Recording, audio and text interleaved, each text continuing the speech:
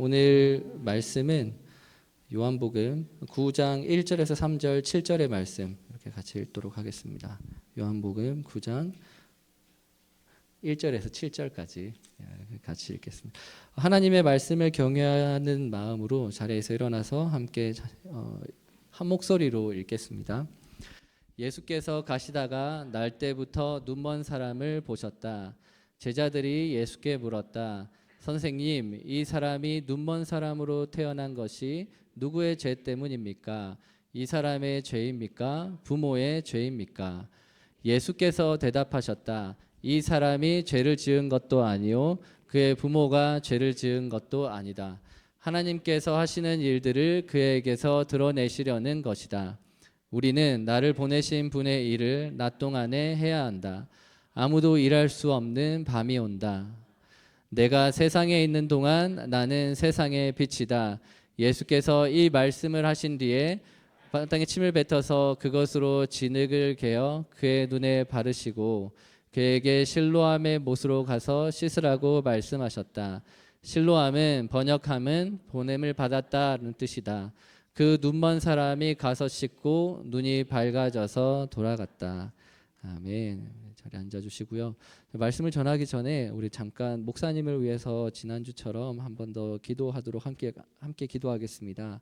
목사님께서 빨리 회복하실 수 있도록 이전보다 좀 더 건강해질 수 있도록 함께 기도하는 가족분들과 성도님들 모두가 한 마음으로 한 뜻으로 목사님의 회복과 가족들의 회복을 위해 기도할 수 있도록, 그리고 이 시간들을 통하여서 리자이나 한인교회가 주님이 보시기에 사랑이 넘치는 교회로 성장할 수 있도록 우리 함께 기도하며 나아가겠습니다. 기도하시겠습니다. 하나님 아버지 감사합니다. 주님께서 이 자리에 저희들을 보내주시고 아버지 앞에 나아갈 수 있도록 하시고 주님의 자리로 나아갑니다.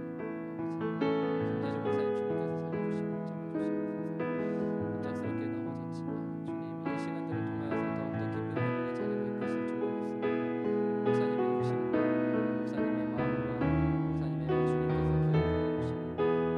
김재주 목사님 주님께서 살려주시고 붙잡아주시고 갑작스럽게 넘어졌지만 주님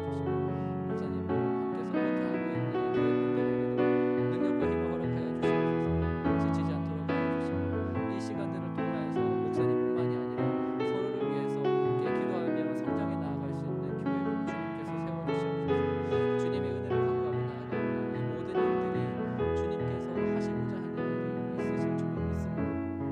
더욱더 깊은 회복의 자리로 이끌었으면 좋겠습니다. 목사님이 주시는 목사님의 마음과 목사님의 주님께서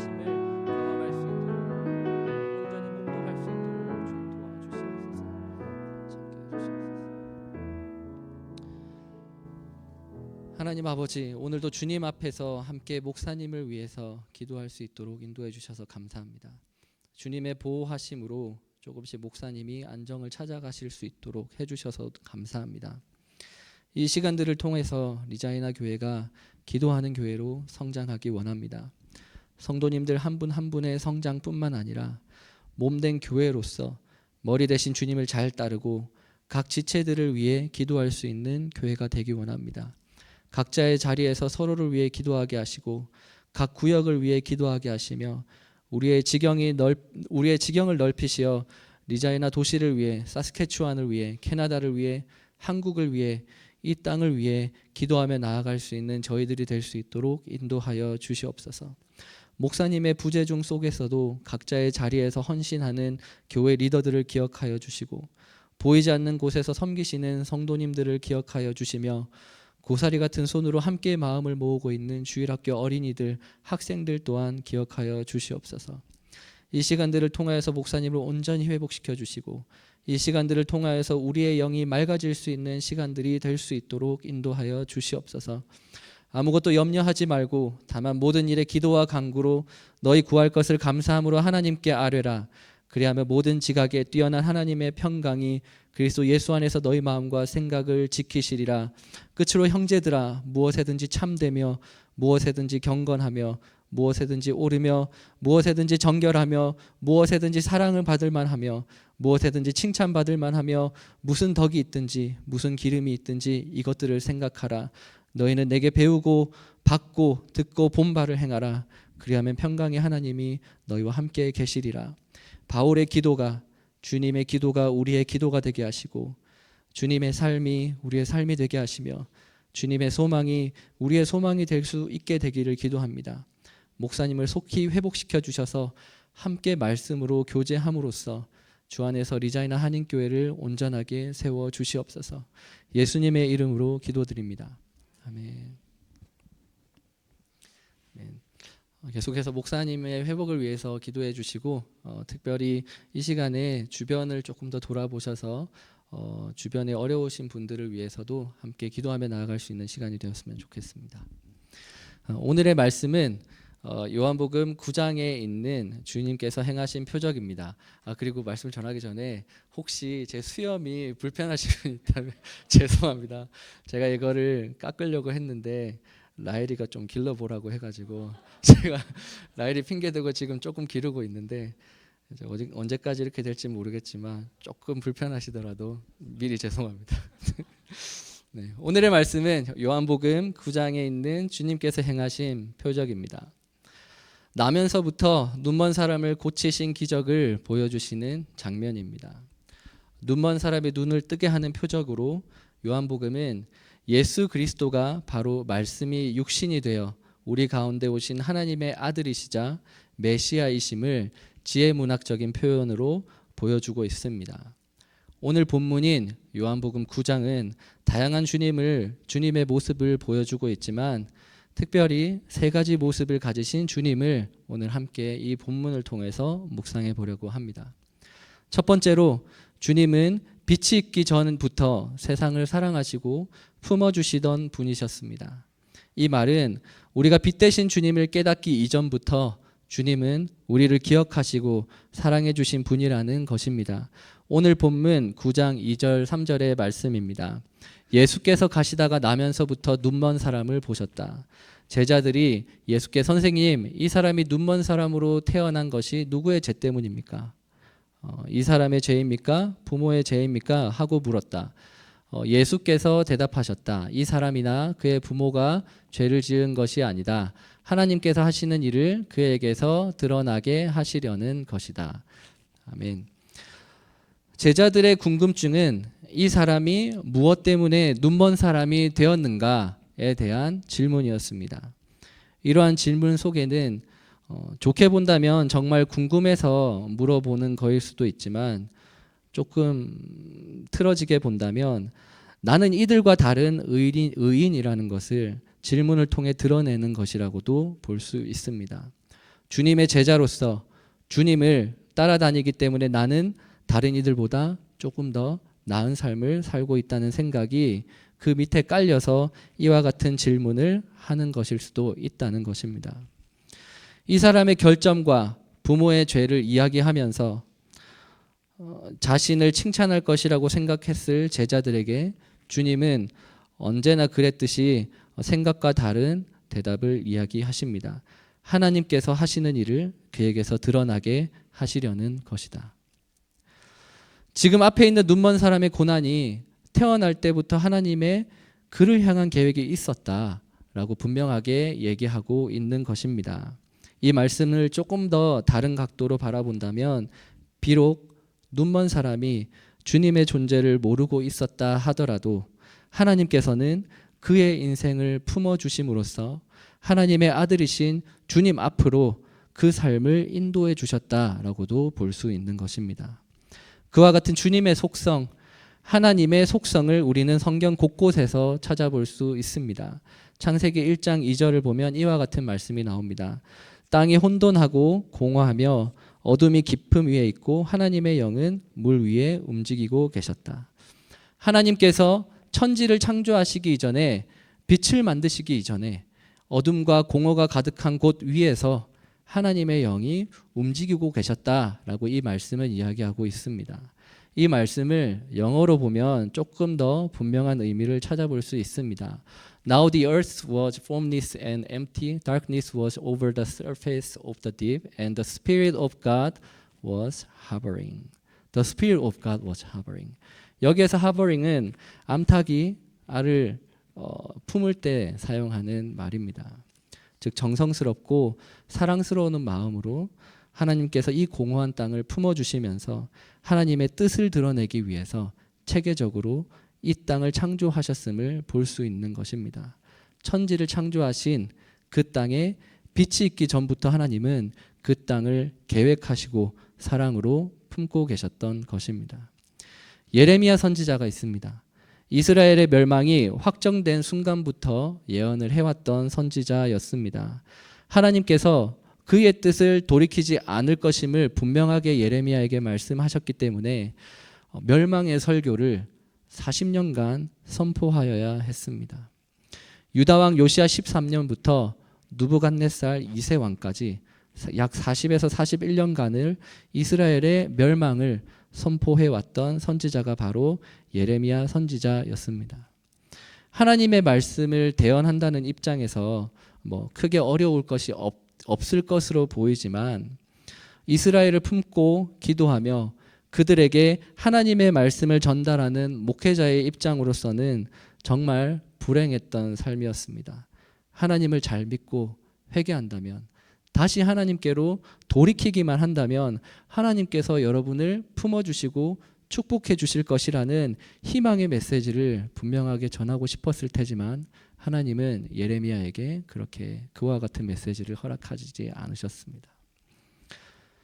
그렇기 때문에 예레미야 선지자를 다른 말로 눈물의 선지자라고도 합니다. 이 눈물의 선지자였던 예레미야는 갑작스럽게 하나님의 영이 임함으로써 선지자, 예언자가 되었습니다. 예레미야 1장 4절에서 7절에 이와 같이 나옵니다. 주께서 나에게 말씀하셨다. 내가 너를 모태에서도 짓기 전에 너를 선택하고 내가 태어나기도 전에 너를 거룩하게 구별해서 뭇민족에게 보낼 예언자로 세웠다. 내가 아뢰었다. 아닙니다. 주 나의 하나님, 저는 말을 잘할 줄 모릅니다. 저는 아직 너무나 어립니다. 그러나 주께서 나에게 말씀하셨다. 너는 아직 너무나 어리다고 하지 말아라. 내가 너를 누구에게 보내든지 너는 그에게로 가고 내가 너에게 무슨 명을 내리든지 너는 그대로 말하리라. 어리다는 말은 이 성경 안에서는 아직 성인이 되지 않았을 때의 나이를 얘기합니다. 그래서 성경학자들은 대략 17살에서 21살 전후에 이 예레미야가 예언자로서 하나님께 부르심을 받았다라고 이야기하고 있습니다. 하지만 그 이전에 하나님은 방금 읽었던 본문의 말씀처럼 예레미야를 모태 전부터 선택하고 태어나시기 전부터 거룩하게 구별하고 하시고 있었다라고 이야기하고 있습니다. 예레미야가 제대로 하나님을 알기 전부터 하나님은 그를 선택하고 품어주시며 사용하시기 위해서 이미 모든 계획을 세우셨던 것입니다. 세례 요한의 어머니 엘리사벳의 뱃속에 세례 요한이 있었을 때 예수님을 임신하였던 마리아를 이 엘리사벳 어머니가 만난 적이 있습니다. 바로 그때 엘리사벳의 복중의 태 세례 요한이 기쁘게 태동하는 것을 느꼈다라고 성경은 이야기하고 있습니다. 하나님은 그 사람이 하나님 자신을 알기 전부터 그의 백성을 사랑하시고 그들을 향한 놀라운 계획을 세우셨던 분이셨고 지금도 우리를 아시고 사랑하시며 우리의 삶을 위한 계획을 가지고 계신 분이라는 것입니다. 오늘 본문 속에서 눈먼 사람의 삶이 모두가 보기에는 보잘것없는 삶이다라고 할지라도 하나님의 계획을 가지고 태어나셨던 것처럼 부족하고 연약한 우리를 사랑하시는 그 하나님의 우리를 향한 놀라운 계획이 있다라는 것을 기대하고 알아갈 수 있는 저와 여러분이 되었으면 좋겠습니다. 두 번째로 예수님은 세상의 빛이십니다. 주님의 빛으로 인해 우리는 어둠 속에서 해방될 수 있고 빛 속에서 주신 하나님의 나라를 보고 듣고 누릴 수 있다라는 것입니다. 요한복음 9장 5절에 이와 같이 나옵니다. 함께 읽겠습니다. 내가 세상에 있는 동안 나는 세상의 빛이다. 빛이 있는 세상에서 빛으로 인해 어둠 속에 숨겨진 보물들을 우리는 발견해 나갈 수 있는 것입니다. 모두가 죄인이고 부모의 죄, 조상의 죄로 인한 결과라고 생각했던 그러한 눈먼 사람이 하나님의 일을 드러내기 위한 중요한 사람이라는 새로운 사실을 바로 이 빛 대신 주님을 통해서 드러나게 된 것입니다. 이와 같이 우리 안에 있는 걱정과 근심, 우울, 불안, 화남, 자책, 원망과 같은 이러한 모든 마음들은 주님의 빛 안에서 새로운 의미로 재해석될 수 있음을 우리는 기억하여야 합니다. 제가 소울사버에서 일하고 있는데 그곳에서 여성중독센터에서 1:1 상담을 하고 있습니다. 2021년 1월부터 그곳에 들어가기 시작해서 지금까지 약 5년 동안 그쪽을 계속 방문하면서 계속 상담을 하고 있는데, 이 상담을 하면서 많은 사람들을 만날 수 있었습니다.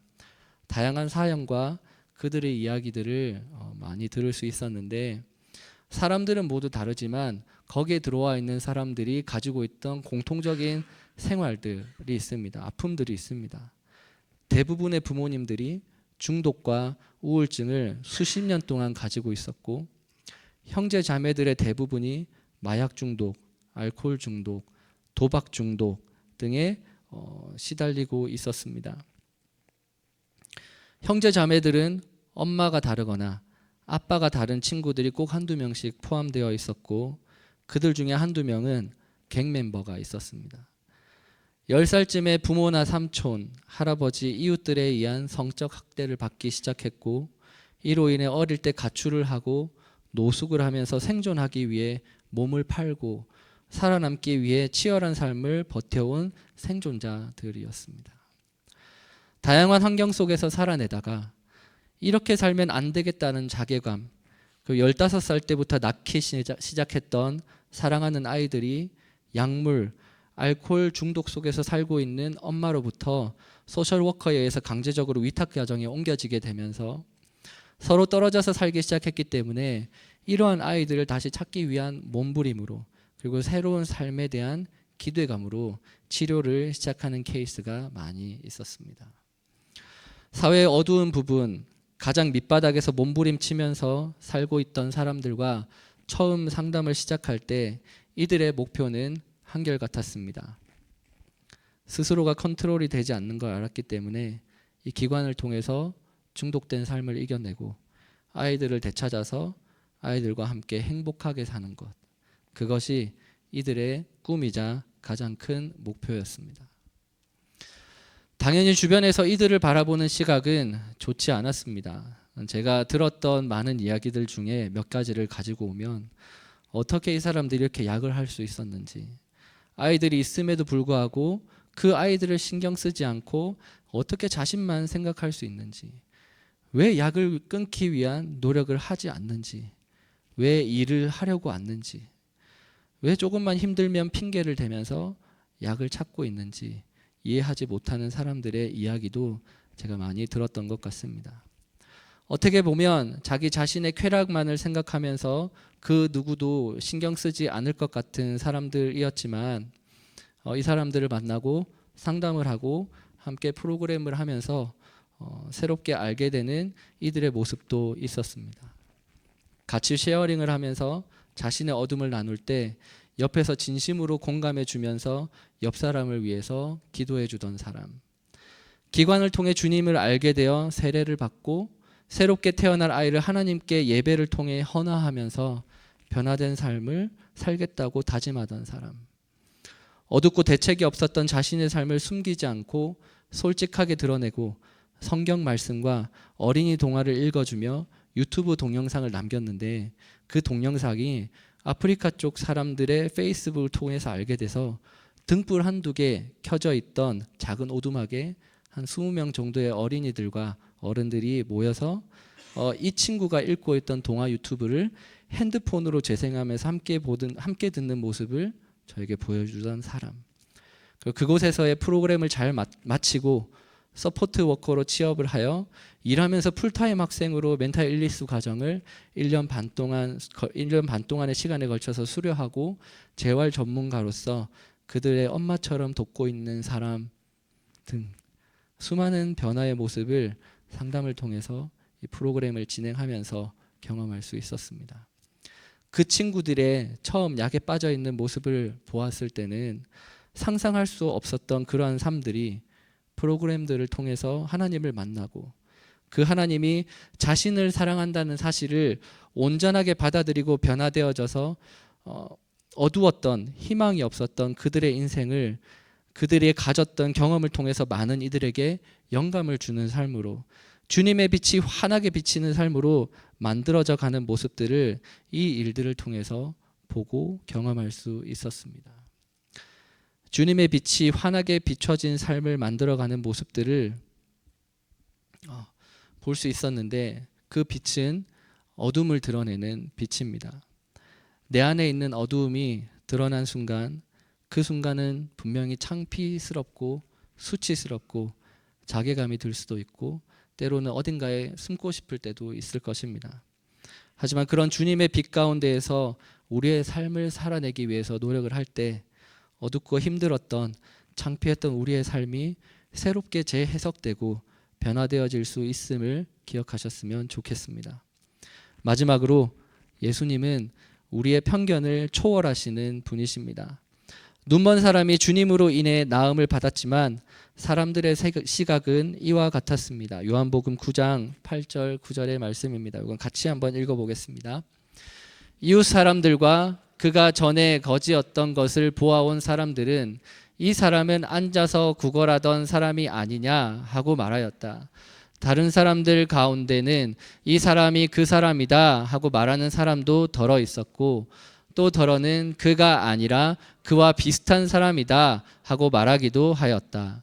그런데 눈을 뜬 사람은 내가 바로 그 사람이요 하고 말하였다.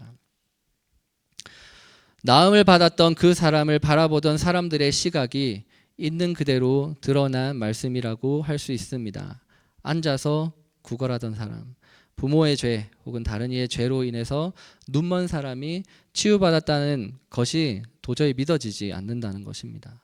이러한 시각은 바리새인과 나음을 받은 사람과의 대화 속에서도 잘 드러납니다. 요한복음 9장 14절과 16절에 이와 같이 나옵니다. 그런 때에 예수께서 진흙을 개어 그의 눈을 뜨게 하신 날이 안식일이었다. 바리새파 사람 가운데 덜어는 안식일을 지키지 않는 것으로 보아서 그는 하나님께로부터 온 사람이 아니다 하고 말하였으나 덜어는 죄가 있는 사람이 어떻게 그런 표적을 행하여 보일 수 있겠는가 하고 말하였다. 그래서 그들 사이에 분열이 생겼다. 눈먼 사람이 보게 된 날이 안식일이었기 때문에 바리새인들에게 있어서 평생 동안 고통을 받아왔던 그 사람이 고통으로부터 사람들이 생각하던 부모 조상의 죄로부터 해방되었다는 것은 그들에게 있어서는 크게 중요하지 않았습니다. 안식일을 거룩하게 지키라라는 율법의 계명을 주님께서 어기셨기 때문에 그들에게 있어서 주님은 죄 있는 사람이자 마술, 요술을 행하는 사람으로 사람들을 미혹하는 사람으로밖에 볼 수 없었던 것입니다. 하지만 안식일은 하나님께서 창조하신 창조물을 아름답게 보시며 쉬신 날이니만큼 평생 동안 고통받던 이에게 있어서 눈을 뜨게 된 기적은 그에게 있어서 진정한 안식을 누릴 수 있게 된 해방의 날이라고 할 수 있습니다. 사실 유대인들이 지키는 율법 속에서 안식일을 지키지 않아도 되는 몇 가지 예외 규정들이 있습니다. 그 중에서 히브리어로 피쿠아흐 네페시라는 규정이 있습니다. 피쿠아흐 네페시라는 규정이 있는데 이것은 생명을 살리는 일에는 안식일에도 허용된다라는 원칙입니다. 사람의 생명이 위태로울 경우, 병자를 치료하는 경우, 구조활동을 하는 경우에는 안식일의 규정을 깨는 것이 허용된다라는 것입니다. 그래서 주님과 바리새인들의 논쟁 속에서도 주님께서 이와 같은 말씀을 바리새인들에게 한 적이 있습니다. 마태복음 12장 11절과 누가복음 14장 5절입니다. 예수께서 그들에게 말씀하셨다. 너희 가운데 어떤 사람에게 양 한 마리가 있다고 하자. 그것이 안식일에 구덩이에 빠지면 그것을 잡아 끌어올리지 않을 사람이 어디 있겠냐. 그들에게 말씀하셨다. 너희는 아이나 소가 우물에 빠지면 안식일에라도 당장 끌어내지 않겠느냐. 주님께서 바리새인들에게 이와 같이 이야기한 것은 생명을 구하는 일은 안식일에 할 수 있는 일이었기 때문입니다. 즉 안식일의 계명은 계명을 있는 그대로 지키는 것이 목적이 아니라 그 계명 속에 담겨 있는 생명에 대한 사랑과 연민의 마음을 기억하면서 그들을 위해 우리를 위해 안식하라는 의미를 가지고 있는 것입니다. 하지만 오늘 본문에서 바리새인들은 생명을 존중하라라는 안식일의 의미를 망각하고 단지 계명을 지키지 않았다는 이유로 주님을 죄인이라고 규정하고 있습니다. 자신들이 알고 있는 지식을 사용해서 주님을 판단하고 결론 내서 이야기하고 있는 것입니다. 그렇기 때문에 오늘의 본문을 읽으면서 우리는 우리 생각 속에 자리 잡고 있는 생각들을 점검해 보아야 합니다. 혹시 우리가 알고 있는 지식으로 바리새인들처럼 다른 이들을 판단하고 결론을 내리고 있지는 않은지, 내가 알고 있는 성경의 지식으로 다른 사람들의 생각과 삶을 판단하고 있지는 않는지 생각해 봐야 하는 것입니다. 그리고 그런 우리의 모습을 조금이라도 발견했다면 우리는 오늘의 본문을 붙잡고 오늘의 표적을 통해서 우리의 편견과 생각이 깨어질 수 있도록 바라고 기도하여야 합니다. 우리의 삶 속에서 일어나는 주님의 표적들이 발견되어질 때마다 감사를 넘어서 말씀하시는 주님의 음성을 깨달아 알아가야 한다라는 것입니다. 이 눈먼 사람을 통해서 하나님은 그분의 일을 드러낼 계획을 가지고 있었다 하더라도 그 사람의 입장에서 본다면 사실 좀 억울할 수 있습니다. 눈이 멀게 된 선택은 그 사람의 선택이 아니었기 때문입니다. 태어날 때부터 보지 못하면서 자라왔던 수많은 순간들은 어쩌면 그가 겪지 않아도 될 일을 하나님의 일을 드러내기 위함이라는 말로 억울하게 지내야 했던 순간들이었을 수도 있습니다. 어려운 이들을 돕는 환경이 잘 되어 있었다면 이러한 억울함이 덜 하겠지만 사회적으로 부정한 사람, 부모의 죄로 인한 결과를 받은 사람이라는 낙인을 받으면서 베데스다 연못에서 일어나는 기적을 기다리는 사람들처럼 그 누구도 자신을 도와주지 않는 외로운 시절을 이 사람은 견뎌내야 했을 것입니다. 주님은 이런 이 사람의 억울한 마음을 아셨기 때문에 그 사람을 처음 만날 때부터 죄의 문제로 바라보지 않고 하나님의 계획하심으로 말씀하셨습니다. 말씀으로 고치실 수 있었음에도 불구하고 정성스럽게 흙으로 그 사람을 다시 빚으셨습니다. 기적을 일으킨 이후에도 직접 찾아가서 이와 같이 말씀하시며 이 사람을 위로하였습니다. 요한복음 9장 35절, 37절, 39절인데 이거는 같이 한번 읽어보겠습니다. 바리새파 사람들이 그 사람을 내쫓았다는 말을 예수께서 들으시고 그를 만나서 내가 인자를 믿느냐 하고 물으셨다. 예수께서 그에게 말씀하셨다. 너는 이미 그를 보았다. 너와 말하고 있는 사람이 바로 그이다. 예수께서 또 말씀하셨다. 나는 이 세상에 심판하러 왔다. 못 보는 사람은 보게 하고 보는 사람은 못 보게 하려는 것이다. 아멘.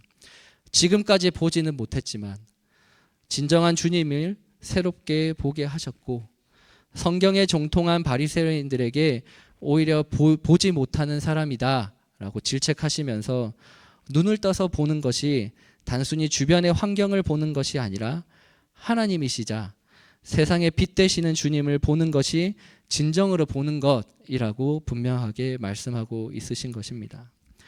인간을 창조하실 때는 손으로 빚으시고 사람을 창조하시며 흙으로 빚어진 몸에 생명의 숨을 불어넣으심으로써 사람이 생명이 되었고 그 생명으로 인해 사람이 하나님의 형상을 담게 된 것처럼 그 누가 보기에도 부족해 보이고 연약해 보이는 바로 그 한 사람을 직접 손으로 빚으시고 만지시며 깨끗하게 씻겨 주심으로써 그 사람을 통해 빛 대신 하나님의 형상을 볼 수 있도록 만들어 주신 것입니다. 주님은 눈멀었던 그 한 사람을 정말로 사랑하셨습니다. 그리고 그와 같이 그 사람을 사랑했던 것처럼 우리들을 진정으로 사랑하시는 분이십니다. 우리가 진정으로 주님이 자신을 보길 원하시고 있고 그러한 마음의 소망을 담아서 날마다 우리에게 수많은 표적과 기사를 오늘날까지도 일하시고 있습니다. 로마서 1장 19절 20절에 이와 같이 나옵니다. 이것도 같이 한번 읽어보겠습니다. 하나님을 알만한 일이 사람에게 환히 드러나 있습니다. 하나님께서 그것을 환히 드러내 주셨습니다. 이 세상 창조 때로부터 하나님의 보이지 않는 속성, 곧 그분의 영원하신 능력과 신성은 사람이 그 지으신 만물을 보고도 깨닫게 되어 있습니다. 그러므로 사람들은 핑계를 댈 수 없습니다. 아멘. 사순절 기간 동안에 우리의 눈이 밝아져서 우리 삶 속에서 일어나는 주님의 표적을 발견할 수 있는 저와 여러분이 되기를 바랍니다.